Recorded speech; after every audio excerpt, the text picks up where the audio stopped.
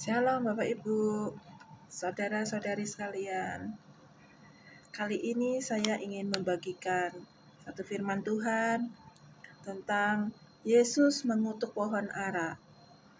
Di dalam kitab Injil Markus, pasalnya yang ke-11, ayatnya yang ke-12 sampai 14. Yesus mengutuk pohon ara. Keesokan harinya sesudah Yesus dan ke-12 muridnya meninggalkan Betania, Yesus merasa lapar. Dan dari jauh ia melihat pohon ara yang sudah berdaun. Ia mendekatinya untuk melihat kalau ia mendapat apa-apa pada pohon itu. Tetapi waktu ia tiba di situ, ia tidak mendapat apa-apa selain daun-daun saja. Sebab memang bukan musim buah ara. Maka katanya kepada pohon itu, "Jangan lagi seorang pun makan buahmu selama-lamanya." Dan murid-muridnya pun mendengarnya. Kita lanjut ke ayatnya yang ke-20 Bapak Ibu. Dengan judul Pohon Ara yang Sudah Kering.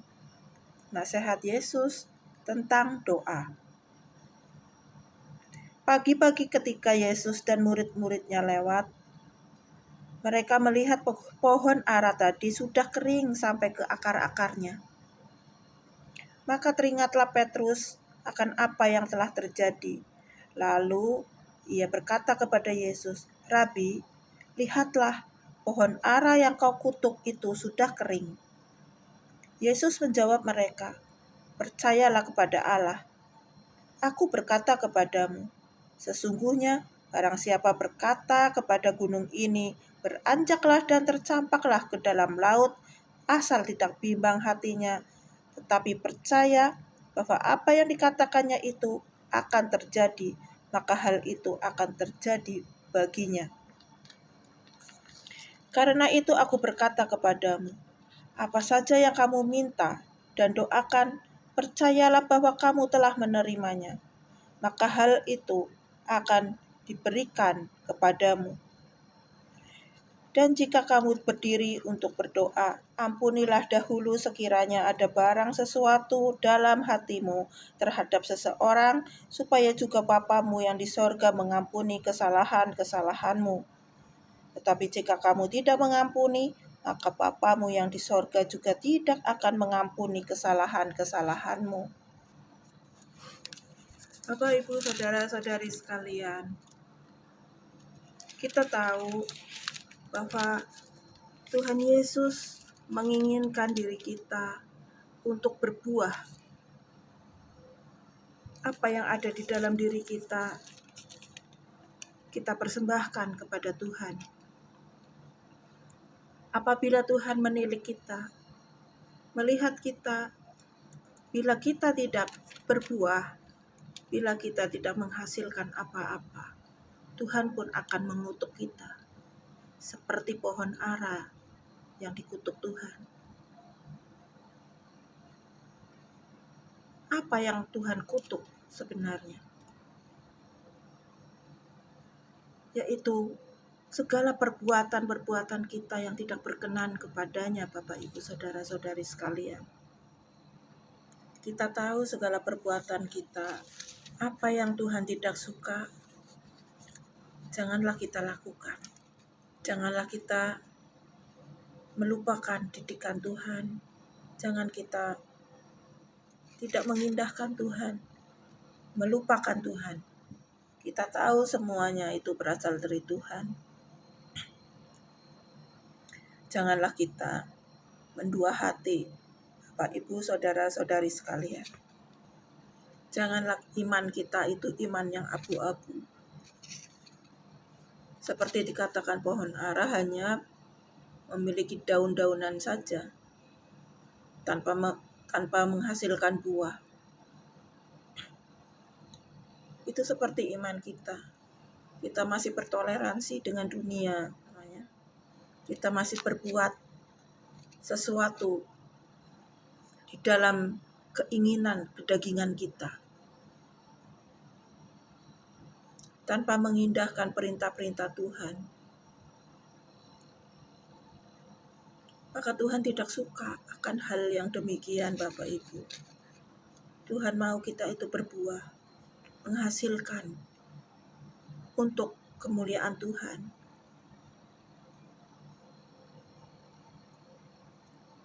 Bahkan Tuhan juga mengutuk orang-orang yang membuat patung-patung. Tuhan juga tidak suka dengan orang yang tidak memberitakan firman-Nya.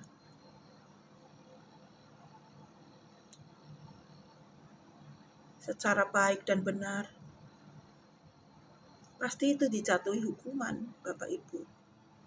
Perbuatan-perbuatan kita yang mengecewakan hati Tuhan, perselingkuhan, moral-moral kita yang tidak baik, jahat, penyembah-penyembah berhala,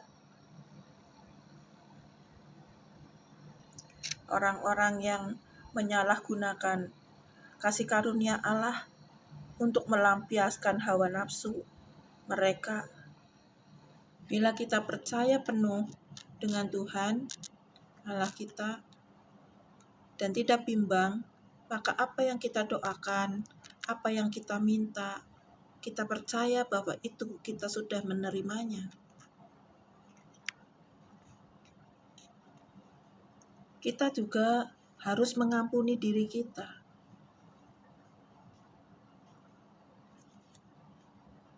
Apalagi orang lain.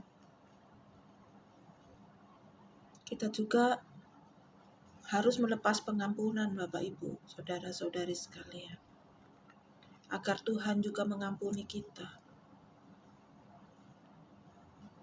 Itu yang dikatakannya. Oleh sebab itu, janganlah kita mendekatkan diri kepada hal-hal duniawi. Namun, kita perlu mendekatkan diri kepada Tuhan. Kita percaya apa yang tidak kita lihat.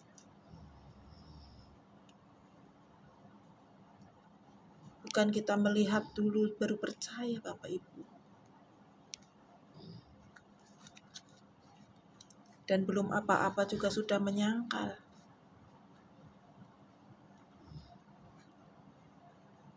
Apalagi yang meninggalkan Dia. Itu seperti iman Thomas, iman Petrus yang menyangkal, dan iman Yudas yang mengkhianatinya. Janganlah kita sampai memiliki iman yang seperti itu, Bapak Ibu. Karena nanti kita akan dikutuk, mendapat kutuk dari Tuhan. Kemana kita kalau sudah mendapat kutuk dari Tuhan? Adakah yang bisa menyelamatkan? Tidak ada, Bapak Ibu.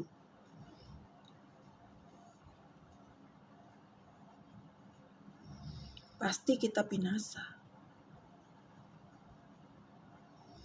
Bila Tuhan tidak berpihak kepada kita, kita binasa, Bapak Ibu, saudara-saudari sekalian.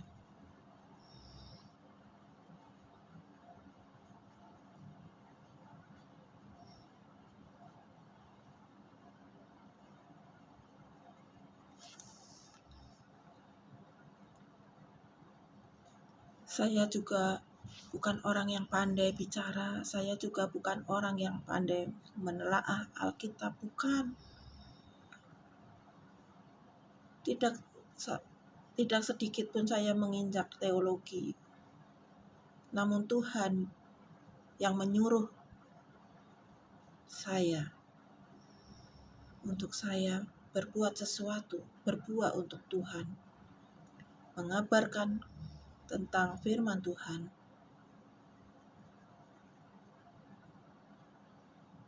Saya berani karena roh yang ada di dalam diri saya. Itulah yang memampukan saya, Bapak Ibu, saudara-saudari sekalian. Dan tentu Bapak Ibu, saudara-saudari sekalian juga pasti bisa. Bila ada roh Tuhan di dalamnya, Roh Kudus. yang menuntun kita. Firman Tuhan yang indah pada malam ini. Firman Tuhan yang kita dengar sekarang. Bukan hanya Bapak, Ibu, saudara-saudari sekalian. Saya juga termasuk. Mari kita bawa keluarga kita, teman-teman kita, saudara-saudara kita,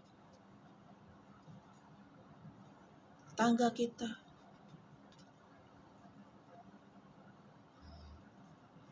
Tidak masalah bila berbeda agama, karena Tuhan sendiri tidak mengajarkan dan tidak membuat agama manapun. Allah kita milik kepunyaan bersama, manusia yang diciptakan.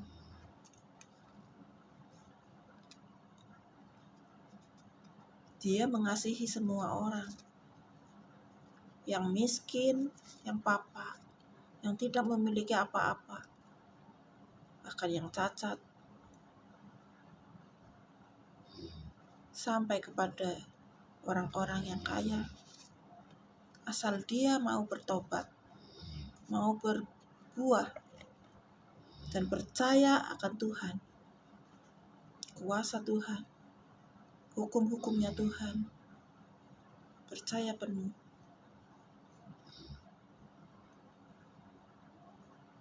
pasti akan mendapat berkat-berkatnya Tuhan.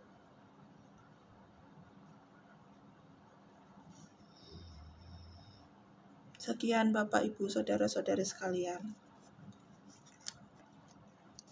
Mari kita bersama merenungkan, mari kita bersama memikirkan hal-hal yang ke depan untuk kerajaan sorga, agar diri kita dapat masuk sorganya yang kudus, agar kita tidak binasa, dijauhkan dari segala kutuk.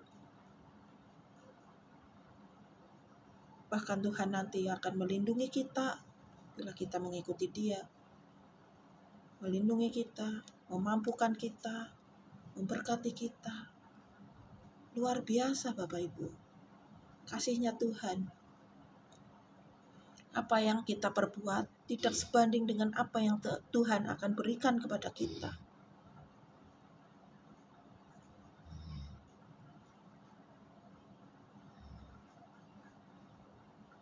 Terima kasih Bapak, Ibu, saudara-saudari sekalian. Kita jumpa lagi nanti pada pembacaan firman Tuhan yang akan datang. Shalom, shalom. Terima kasih.